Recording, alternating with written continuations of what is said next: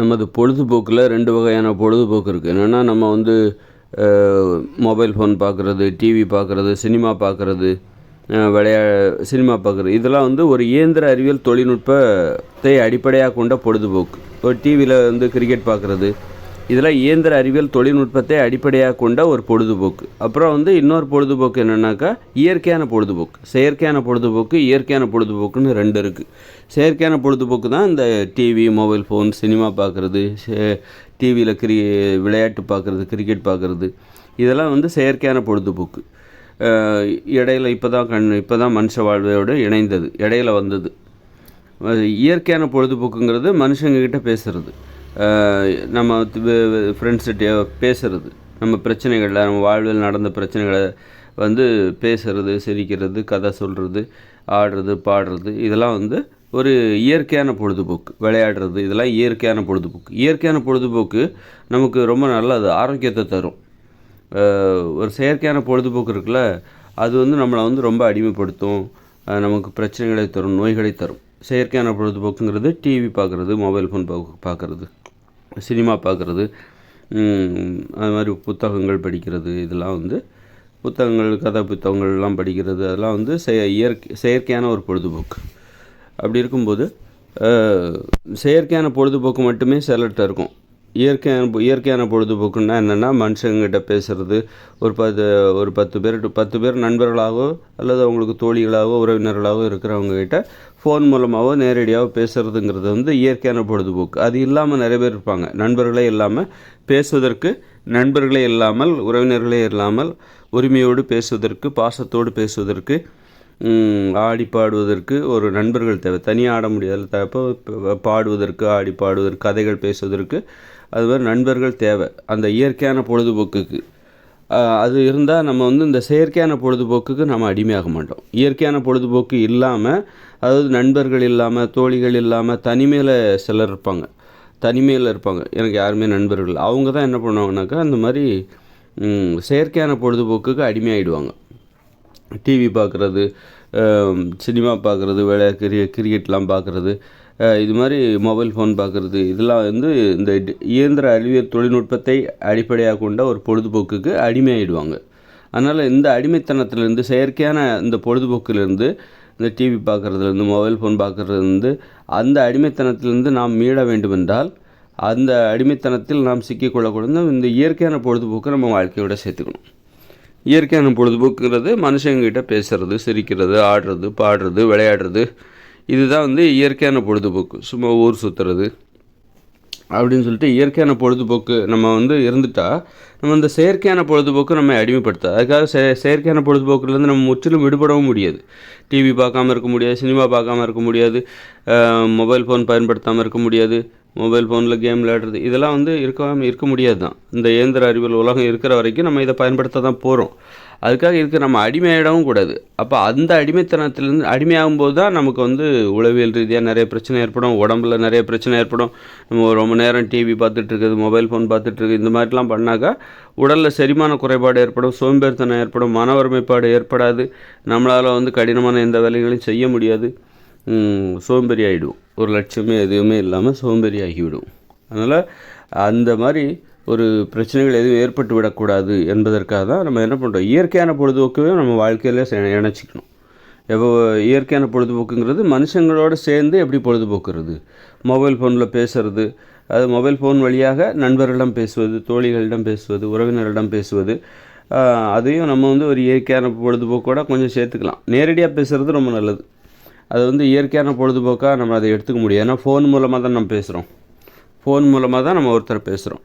அதனால் அது வந்து செயற்கையான பொழுதுபோக்கோடு நம்ம சேர்த்துடலாம். நேரடியாக பேசணும், நேரடியாக வந்து அதான் இயற்கையான பொழுதுபோக்கு. நீங்கள் ஒரு ஃபோனில் வந்து உங்கள் நண்பர்களிடம் பேசுகிறீர்கள் என்பது வந்து நண்பரிடம், தோழிகளிடம் பேசுகிறீங்க, உங்கள் உறவினரிடம் பேசுகிறீங்க, பிடிச்சவங்களோட பேசுகிறீங்க அப்படிங்கிறது வந்து கண்டிப்பாக அது செயற்கையான பொழுதுபோக்கு தான். அதுவே நேரடியாக பேசணும், நேரடியாக போய் நீங்கள் உங்கள் பக்கத்தில் இருக்கிறவங்கள நீங்கள் நண்பர்களாக மாற்றிக்கொள்ள வேண்டும். உங்களுடைய நண்பர்கள் எங்கேயோ இருப்பாங்க, தொலைதூரத்தில் எங்கேயோ ஒரு நகரத்தில் வசித்து கொண்டிருப்பார்கள். அவர்களை நண்பர்களாக்கி கொள்வதற்கு பதிலாக உங்களிடம் பக்கத்தில் இருக்காங்க பாருங்கள், பக்கத்து வீட்டில், அதே ஊரில் நீங்கள் வசிக்கின்ற ஊரில் இருப்பாங்க பாருங்கள், அவங்கள நீங்கள் நண்பர்களாக்கி கொண்டு நேரடியாக சென்று அவர்களை பார்த்து பேச வேண்டும். இதுதான் இதுதான் வந்து இயற்கையான பொழுதுபோக்கு. அவர்களிடம் பார்த்து பேசணும், அந்த மாதிரி ஒரு 10 பேர் இயற்கையாக பொழுதை போக்குவதற்கு உங்களுக்கு தேவையான ஒரு 10 பேரை நீங்கள் சம்பாதிக்க வேண்டும், சேர்த்து கொள்ள வேண்டும். அந்த மாதிரி வந்து கணவன் மனைவி இருவரும் பேசுவது, சிரிப்பது, இதெல்லாம் இயற்கையான பொழுதுபோக்கு. பேசுவது, சிரிப்பது, கதைகள் பேசுவது, ஆடுதல், பாடுதல் எல்லாம் இயற்கையான பொழுதுபோக்கில் வரும். அதனால் வந்து எல்லாருக்குமே வந்து இயற்கையான பொழுதுபோக்கு ஒரு வாய்ப்பு இருக்குது. கணவன் மனைவி, குழந்தைகள், தாத்தா பாட்டி, அம்மா அப்பா, இதுவே பாருங்கள், வீட்டுக்குள்ளே ஒரு குடும்ப உறவுகளிலே உங்களுக்கு இயற்கையாக பொழுதுபோக்குவதற்கு அற்புதமான வாய்ப்பு. உங்களோட நண்பர்களை தேடி எங்கேயோ போகணுங்கிற அவசியம் இல்லை. பக்கத்து வீட்டுக்காரங்களோட ஒரு நல்ல உறவு முறை இருந்தால் நம்ம இயற்கையாக பொழுதுபோக்குவதற்கு, இந்த இயற்கையான பொழுதுபோக்கு என்னும் நடைமுறையை கடைபிடிப்பதற்கு உங்களுக்கு பக்கத்திலே ஒரு வாய்ப்பு இருக்குது, உங்கள் வீட்டுக்குள்ளே ஒரு வாய்ப்பு இருக்குது. அதான் அப்போ வந்து கணவன் மனைவி, குழந்தைகள், அப்பா அம்மா, தாத்தா பாட்டி, பக்கத்து வீட்டுக்காரங்களோட வந்து பேசுகிறது, நட்பு வைத்துக்கொள்வது, இது வந்து இயற்கையான பொழுதுபோக்கு. நேரடியாகவே ஒருத்தரை பார்த்து நம்ம பேசுகிறோம், கதைகள் பேசுகிறோமோ, ஆடல் பாடல், விளையாட்டு, விளையாடுகிறது, தினமும் விளையாடுவது, இது வந்து இயற்கையான பொழுதுபோக்கு. இந்த இயற்கையான பொழுதுபோக்கு இருந்துட்டால் நீங்கள் செயற்கையான பொழுதுபோக்குக்கு அடிமையாக மாட்டீங்க. அதனால் செயற்கையான பொழுதுபோக்குன்னா டிவி பார்க்குறது, மொபைல் ஃபோன் பார்க்குறது, சினிமா பார்க்குறது, அந்த மாதிரி விஷயங்களுக்கு நீங்கள் அடிமையாக மாட்டீங்க. அது முற்றிலும் நம்மால் புறக்கணிக்க முடியாது.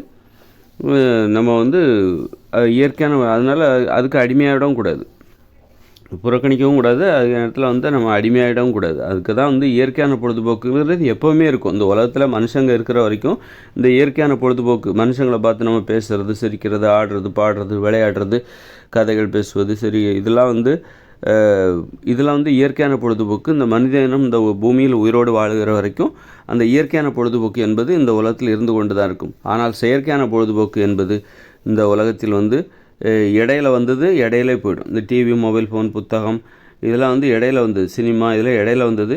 இன்னும் கொஞ்சம் காலத்துக்கு இருக்கும், 2040 வரைக்கும் இருக்கும். அதுக்கப்புறம் இது மனித வாழ்வை விட்டு நீங்கிவிடும். அது இருக்கிற வரைக்கும் கொஞ்சம் மக்களுக்கு ஒரு பிரச்சனை தான், சோம்பேறித்தனம் வரும். அதுக்கு சினிமா பார்க்குறதுலேயே நம்ம அடிமையாகும்போது நமக்கு சோம்பேறித்தனம், நிறைய பிரச்சனைகள் வரும். பலவீனமாகிறது, ஒரு மன ஒருமைப்பாடு இல்லாமல் போகிறது, நிறைய குழப்பங்கள் வரும். நிறைய காலையிலேயே நம்ம சினிமா பார்த்தோம், டிவி பார்த்தோம், மொபைல் ஃபோன் பார்த்துட்டோம் அப்படின்னா, மொபைல் ஃபோன் பார்த்து எதாவது பொழுதுபோக்கிட்டோன்னா அதுக்கப்புறம் நம்ம வந்து எந்த ஒரு வேலையும் ஒழுங்காக செய்ய முடியாது. நமக்கு வந்து மன ஒருமைப்பாடு என்பது இல்லாமல் போய்விடும். இது வந்து அந்த செயற்கையான பொழுதுபோக்கு, இடையில வந்த ஒரு பொழுதுபோக்கு இது. இதை வந்து நம்ம எப்படி கண்ட்ரோலில் எப்படி வந்து நம்ம கையாளணும்? செயற்கையான பொழுதுபோக்கு காலையிலே நீங்கள் அதை வந்து வச்சுக்கூடாது. உங்கள் கடினமான வேலைகள் எல்லாத்தையும் செஞ்சு முடிச்சுட்டு மாலையில் தான் பொழுதுபோக்கே வச்சுக்கணும். நீங்கள் இயற்கையான பொழுதுபோக்காக இருந்தாலும் சரி, செயற்கையான ஒரு பொழுதுபோக்காக இருந்தாலும் சரி, அது மாலையில் தான் வச்சுக்கணும். காலையில் உங்களுக்கு செய்வதற்கு கடினமாக இருக்கிற அத்தனை வேலைகளையும் செய்து முடித்து விட வேண்டும். காலையில் எப்போவுமே வந்து உங்கள் நண்பரிடம் பேசி சிரிப்பது, மொபைல் ஃபோன் பார்க்குறது, டிவி பார்க்குறது, இது எல்லாம் சினிமா பார்க்குறது, இது எல்லாத்தையும் மாலை 5 மணிக்கு மேலே அப்படின்னு நீங்கள் அதை ஒதுக்கிடணும். 5 மணிக்குள்ளே உங்களுக்கு கடினமான வேலைகள் எல்லாத்தையும் செஞ்சு முடிச்சிடணும். தொழில் தான் பெரும்பாலும் மக்களுக்கு கடினமான வேலையாக இருக்கும். அது சார்ந்த தொழில் சார்ந்த வேலைகளை மாலை 5 மணிக்குள்ளே அதை செய்து முடித்து விட வேண்டும். மாலை 5 மணிக்கு மேலே தான் இயற்கையான பொழுதுபோக்கு, செயற்கையான பொழுதுபோக்கு எல்லாத்தையும் மாலை 5 மணிக்கு மேலே வச்சுக்கணும்.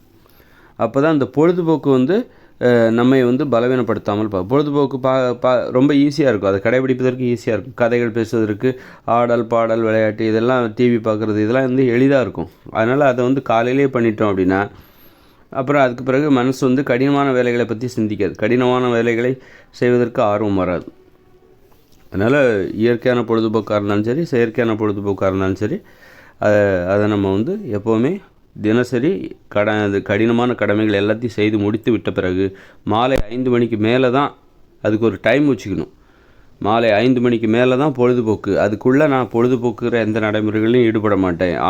கதைகள் பேசுவது, காதல் மொழி பேசுவது, மனைவியிடம் காதலாக பேசுவது, எல்லாத்தையும் வந்து மாலை 5 மணிக்கு மேலே வச்சுக்கணும்.